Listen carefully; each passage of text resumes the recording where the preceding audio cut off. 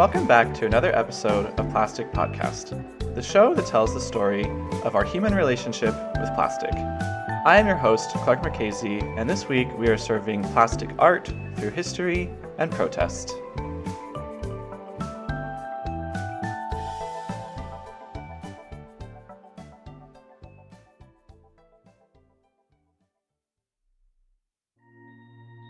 I love the aquarium.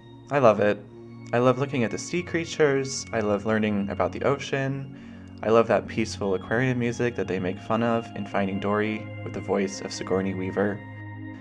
The last time I went to the aquarium, I learned that goblin sharks use their jaws as a slingshot to catch prey by thrusting it forward 9% the length of their body. That's crazy. But as much as I learned about the sea itself when I visit the aquarium, I also learn how humans are impacting it. More and more informational displays are telling us about overfishing, oil spills, and yes, plastic. And the aquariums aren't just using words on a plaque. The same visit where I learned about the goblin shark, I was struck by a massive piece of plastic artwork. A whale skeleton suspended in air above a hallway. You walk underneath it, and as you look up, it's almost as if you're inside the whale. It's entirely made of plastic. Milk cartons, soda bottles, and jugs stuffed with grocery bags, all strung together in the skeletal frame. I'm not sure who the artist is. I guess I'll have to go back to the aquarium and ask. I'll post a photo of it in the Pine Forest Media Instagram so you can see the whale too. But the point is, the artwork display initiated a much more visceral reaction inside of me than the paragraphs of information painted on the wall. This got me curious about plastic art. Plastic is a medium that has been increasingly used by artists both as an effort to upcycle and as a way to protest. But this, as you might imagine, started after we learned that plastic was an issue. What I didn't know is that artists have been using plastic as a medium long before the environmental movement started, and this medium has had a monumental impact on artists and by extension society around the world for almost 100 years. We're going to talk about that today, and I found the perfect person to tell us all about it. Today's guest is a Greek artist and art historian named Johannis Tsoumas. Johannis Tsoumas has a PhD in the history of art and design, and he's published dozens and dozens of articles about a truly extensive range of artistic topics. I'm talking everything from Japanese pottery, Victorian interior design, Georgian jewelry, and gender stereotypes in art, just to name a few. But he has also done extensive research on how plastic has impacted art and how plastic art has impacted society. We got to talking about the first artist interaction with the medium, the movements that it prompted, when protest entered the scene, as well as some of his favorite artists and artworks along the way. So, I hope you enjoy. As a quick note before we begin, this is a very visual-heavy episode, so before you worry, you will be able to find all of the artwork we talk about today through the episode description, the Pine Forest Media website, and our social media at Pine Forest Media. Okay, let's get started.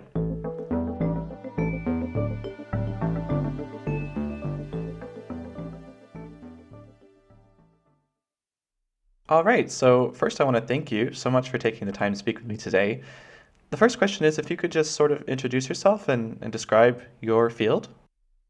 Thank you very much for the invitation, first, Clark. It's an honor for me to be at your podcast series.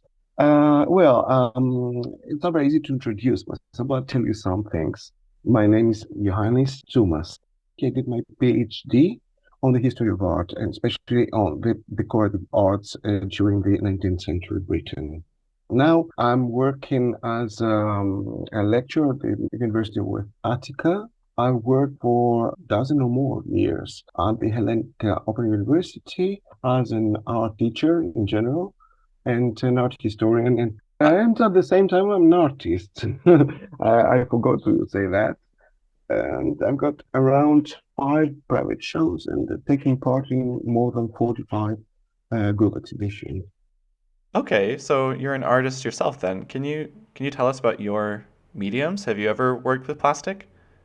So my first exhibitions were about ceramics, but in a more arty sort of type. After that, I did a lot of painting with mixed media, including plastics. And waste material in general. I mean, I've used except of plastics, nails, chains, gears, and all the stuff to make a series of work I have done in the past that has to do with industrial art, basically. Okay, well, I was looking through your body of research, and it seems like you write about all sorts of mediums from all over the world. What was it that sparked your interest in plastic specifically? Well, I think that it has to do with my studies because my thesis on my MA in the history of design was on a particular field on plastics culture. And my thesis was published as a book. But the book is called The Emergence of Plastics Culture in Greece from 1950, 1970. After that, I had a deeper research in that field, and I thought that is a very, very interesting area and very much unexplored. You wrote one article titled Plastic Waste both as a source of inspiration and medium for contemporary artists. In it, you explain how artists using the medium of waste in response to sort of feelings of hopelessness, frustration, or even despair about the global inundation of plastic we're all facing, and that these feelings, I'm quoting now, prompted a protest reaction coming from the art world and design community that constitute an important visual, functional, as well as socio-political movement. Can you help us identify what these movements were? Well, I think that the world of art and design played a particularly important role in the new socio-political alarm, let's say, about that plastics issue. Let's start with the visual part. The visual part has to do with the way the plastic was used as medium. I'm talking about plastic waste, of course, in the way that it was used as the primary material for making pieces of art. And that's miraculous to see the actual result. If you can actually imagine how it turned up to be from the scrap, it's unbelievable to see what artists can do with this type of raw material. Now, but functional, I think that not only artists, but designers were very aware of that new phenomenon of plastic waste and tried to take part in this sort of activism in a way by using this scrap material to make functional objects. And we can have a lot of examples around Europe. For instance, there are people, let's say, in the Netherlands that via plastic waste, they make furniture, lighting objects, textiles as well. And of course, I think that both ways, the visual and the functional transformation of plastic waste, caused a new socio-political awareness of people who visited these exhibitions or of people who used these functional objects. So these people could be more aware of what's going on in the world. I'm curious when all of this started. So, we have plastic since sort of the start of the 1900s, even earlier in its very primitive forms. Side note, if you missed the episode on the invention of plastics, you can go back and listen. But anyways, the early to mid 1900s, we have plastic more widely available, and this is really before we had the widespread knowledge of its harms. So there are really two phases. Through an anthropological lens, when did we start to form an artistic relationship with plastic? And then secondly, through a political lens, when did we start to use plastic waste through art as a protest? As a medium, it was used much before. Methane was used sometime in the interwar period because of acrylic plastic, acrylic paint, sorry. And I'm talking about the 1930s. Acrylic paint was a very new material at the time because we had this type of material revolution at that period. Acrylic paint was a kind of acrylic polymer emulsion that was produced by a German chemical company. I think it was BASF. And after that, it became very popular in the 40s. The artists who first started using plastic as a medium, I'm talking about waste plastic, were much later. I think they were in the late 20th century and the beginning of the 21st century, because the problem became more evident at that time, especially the marine debris, the marine waste material. Okay, that's so interesting. When I had the idea for an episode on plastic art, I didn't think that we'd be talking about acrylic paint, but I guess it is composed of a bunch of tiny plastic acrylic polymers, and we have a huge artistic relationship with acrylic paint. So, in summary, the invention of acrylic paint in the 1930s could mark the beginning of our artistic relationship with a polymer, and the protest movement started at the end of the century, let's say the 1990s. Let's take a look at these two waves one at a time. I can only imagine how influential was the invention of acrylic paint on the art world or the shift it prompted. Can you tell us about that? Acrylic paint became very, very popular. It has started getting popular in the 50s, and I think it was first used by Mark Rothko, who is one of the most important representatives of the American abstract painting, and Diego Rivera in the 50s, especially the murals of Rivera. And it became more popular in the 60s, especially during the pop art time, pop art period, by Roy Lichtenstein, David Hockney, and much later with other artists like Damien Hirst and many more. Okay, so these are some big names. We're going to take them one at a time. Let's start with Mark Rothko. So it's generally recognized that the era of abstract painting began in the 1870s, but Mark Rothko is credited with revolutionizing it around 60 years later into what is known as abstract expressionism. Quickly, abstract painting can be seen as a rejection of traditional method, and expressionism refers to a declaration of internal experiences or emotions, in contrast to impressions of an external world. So if you are an impressionist, you might say, oh, look, a mountain. I'm going to paint that mountain and show you guys. An expressionist would say, I'm in turmoil. I'm going to paint my heart out, and I'm going to show you my turmoil. Or it could be happiness. It could be happiness. In any case, Rothko therefore combined expressionism with abstraction, so a non-traditional way of expressing internal emotions through artwork. A lot of his paintings are blocks or strips of colors. He has a famous quote, "There is no such thing as a good painting about nothing." In many cases, he used his colors and color palettes to evoke human emotion and to tell a story during the tense period in the wake of the World Wars. Secondly, we have Diego Rivera, a Mexican artist who painted massive murals. His work in the same interwar period is said to have prompted a revival of frescoes both throughout Latin America and into modern architecture. Now, frescoes are a style characterized by the depiction of both historical events and daily life, so Rivera used his frescoes to highlight the challenges faced by the working class. On that theme, Rivera thought that museum exhibitions at the time were exclusionary, which is why many of his works were painted on walls of universities and public buildings. Through this, he brought his work and his message to a wider audience. The attention he brought to the importance of art accessibility and his social economic critique, some say, was a source of inspiration for the U.S. federal art program, which funded a myriad of public arts programs and employed more than 10,000 artists. Bringing it all back to acrylic paint, I think through this example, accessibility is part of the symbolism of this new medium. Acrylic paint itself was less expensive than other paints, therefore allowing more people to express themselves through painting, and by extension, providing a platform for the artistic point of view of those who were previously priced out. Finally, we mentioned pop art, and without this, we would never have had art pop, and I don't know what I would do without that. But in any case, Dr. Tsoumas mentioned Roy Lichtenstein, David Hockney, and Damien Hirst. But Andy Warhol and Yayoi Kusama are also some of the most influential names in the genre. Pop art similarly challenged the exclusivity of fine art by including elements of popular culture, and it's also characterized by the inclusion of found objects like comic books and adverts, which also speaks to the themes of accessibility and inclusion of the general public.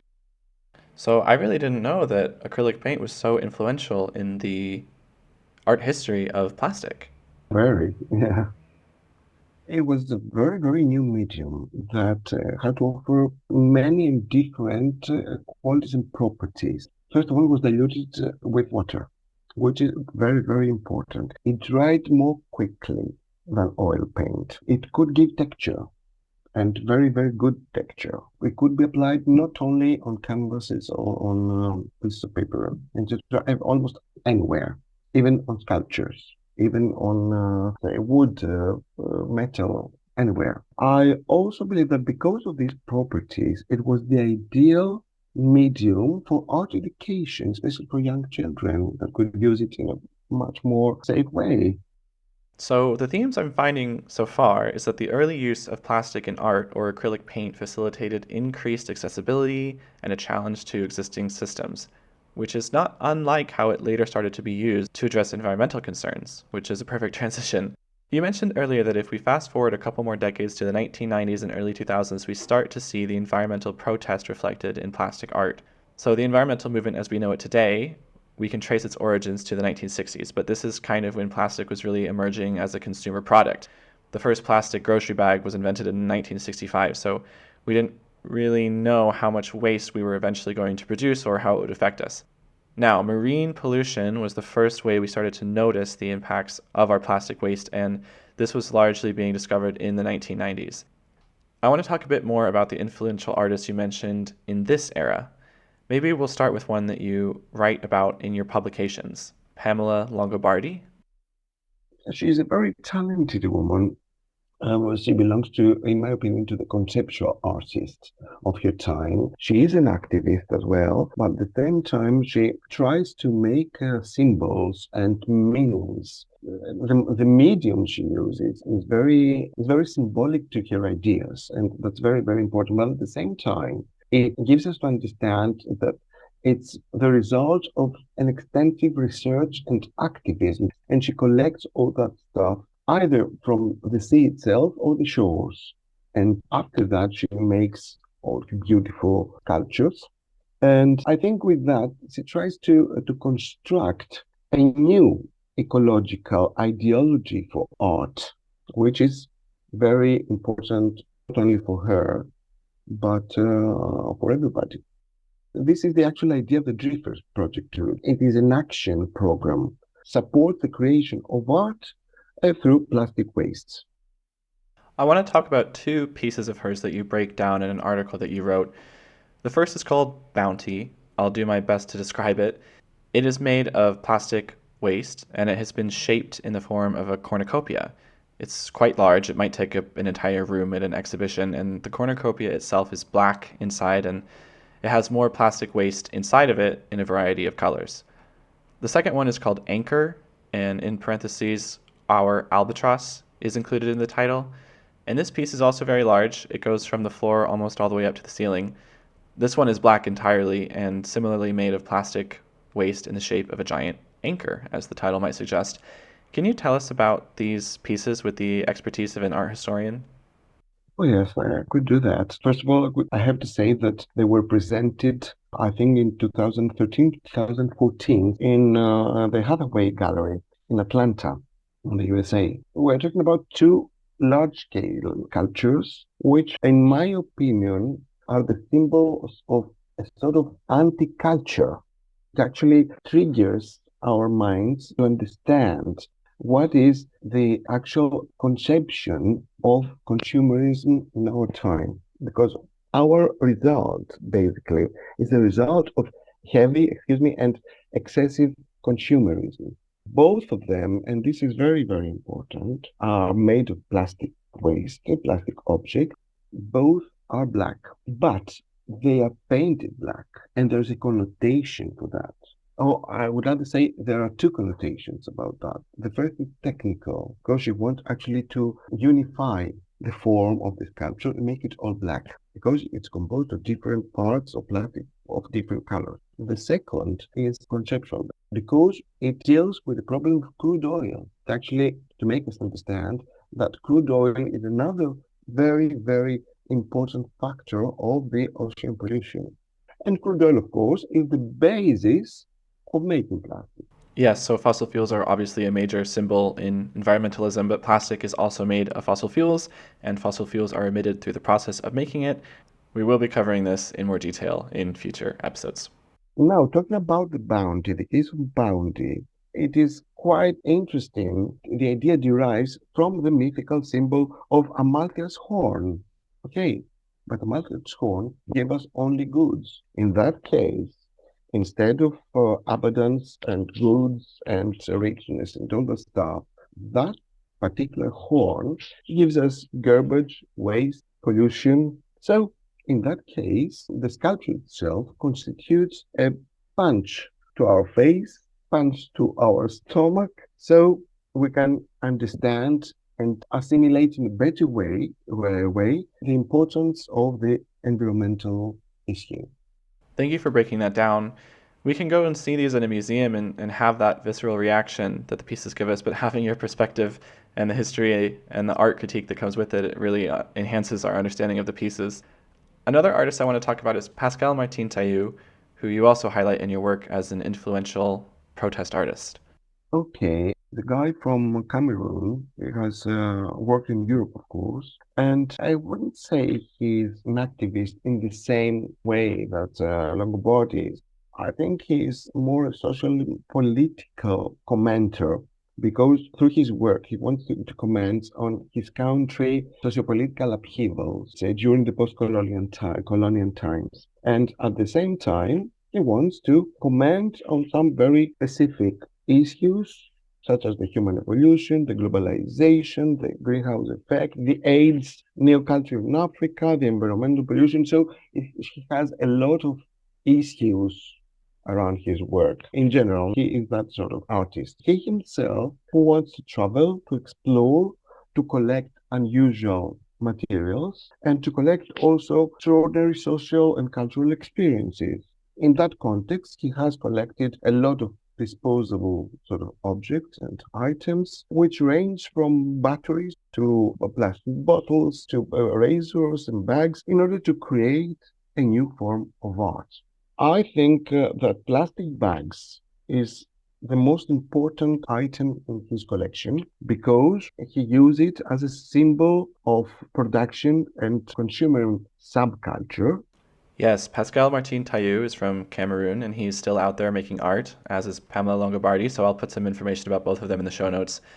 But I think Martin Taillou's commentary on globalization and consumerism of plastic is an important perspective because, as we touched on in our episode on zero waste cities, and we'll cover more deeply in an upcoming episode about the global plastic waste economy, there is a very directional flow of plastic waste from the Western world to the majority world.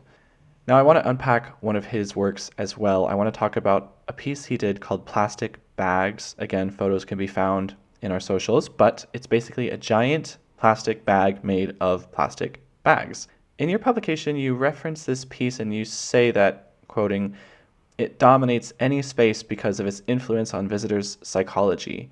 Can you tell us what that means? Yes, it's a very imposing piece of work. It's about 10 meters high. At first sight, you can see that it's quite impressive because it's colorful and it has beautiful textures. On the second level, more closely, we can see that the material of the object, which of course, obviously plastic, betrays all the history of plastic pollution and all the negative effects on the environment. And it actually gives us a second thought that is less sweet and more bitter, but at the end, it's very truthful about what's going on out there. Thank you for breaking that down. I'll ask you now, do you have a favorite piece of artwork that's either inspired by or made of plastic? Also, if you would like to answer that by naming a specific artist, that's fine as well. Well, I think that I've seen many beautiful and very impressive sort of pieces of work, and especially from artists from Europe and America. Also, African artists who are doing beautiful job with this medium. However, I think that's the most intriguing and most interesting type of work I've seen and appeals to me. It has to do with two dimensions. It belongs to the photographer Mandy Barker. She's British and she has made a really interesting project called Our Plastic Ocean. And she has photographed pieces of found objects, plastic objects, which are arranged in very interesting shapes, such as jellyfish, turtles, seaweeds, corals floating, and all the stuff. And she's actually making an imaginary sort of environment of plastic. She makes an ideal world of plastics in her photography. And I think this is magical. Okay, I'll definitely go give that a look, and I'll put some links in our show notes so listeners can look as well. We're gonna start to wrap up the episode, but just before, I have two questions I like to ask. The first is, what is your favorite part about being an artist and an art historian? I like both, basically. Being an art historian and design historian makes me put myself into research deeper and deeper. Of course, as an artist, I can use that research and apply it to my work as an artist. So having two different sort of ways of seeing things, the theoretical, the practical, I think I'm quite lucky because each part helps the other in a way. Oh, I love hearing that. The last question is there anything that we did not talk about today that you think we should mention in a discussion about the art history of plastic? What I actually want to say is that we have to turn our sight to other artists and to many artists that are unknown and many designers as well. And they have made beautiful works. I think that's a great way to close out. There's got to be so many artists out there that have something to say, but maybe don't have the platform yet. I think you mentioned a handful of them today. So I hope people go and look into these people and spread their message. And I want to thank you so much for your time today and for coming on the show. Oh, thank you very much too. The pleasure is mine.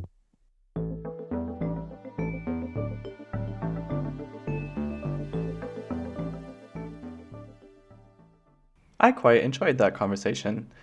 I know it's a podcast and you can't exactly see the things that we were talking about, but I really do hope that you go digging through the links I've attached to the episode description to take a look at them. I also learned a lot today.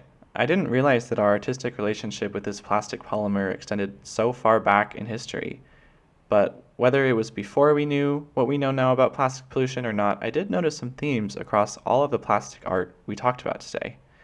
Whether it was abstract expressionism, pop art, or protest through conceptual pieces, the way plastic has found its way into art has, it seems, been continually used to challenge tradition and to spark change. We also know that plastic throughout history has been a very affordable material, making it accessible for people of all economic backgrounds. This, I think, applies to plastic art as well, both in a symbolic sense through the work of Diego Rivera, but also in a practical sense as a source material for artistic expression, be it acrylic paint, comic book magazines, or ocean scraps.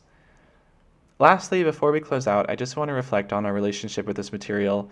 Literally almost all of plastic coverage in the news or in the media is bad or directly related to environmental harms. Not to minimize those things, and we will cover them throughout the show, that's partly what it's dedicated to, but plastic is also so much more than that. After we've completely destroyed ourselves and the alien anthropology department takes a field trip to Earth and tries to piece together the story of humans, plastic, in all its applications, is going to be a big part of that. And if you think I'm talking like I've lost my mind, that's okay. Thanks for listening, anyways. And that's all I have for today, so I'll see you next week.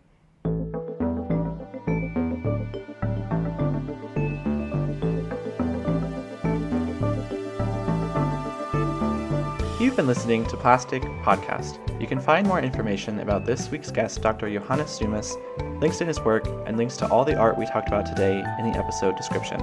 Join us here next week to talk to Dr. Christine Figuener, self-proclaimed turtle biologist and one of the founding voices in the anti-straw movement. We're going to have a little checkup on our turtle friends and reflect on the effects of this movement almost 10 years later. Cover art for the show was done by Laurel Wong, and the music you are listening to was done by Taddeo Cabejos. I am your host, Clark Marchese. This episode was produced, written, and engineered by me, so if you loved it, I will not only see you here next week, but I would really appreciate a 5-star rating across platforms and a review on Apple Podcast. Plastic Podcast is part of a larger network of sciencey podcasts called Pine Forest Media. You can find more information about us in the episode description or on the website pineforestpods.com and social media at pineforestmedia. We've got a lot of exciting science podcasts coming out this year, and that review I was talking about really helps the entire network to grow. So thank you to all of you who have made it this far, and we'll talk soon.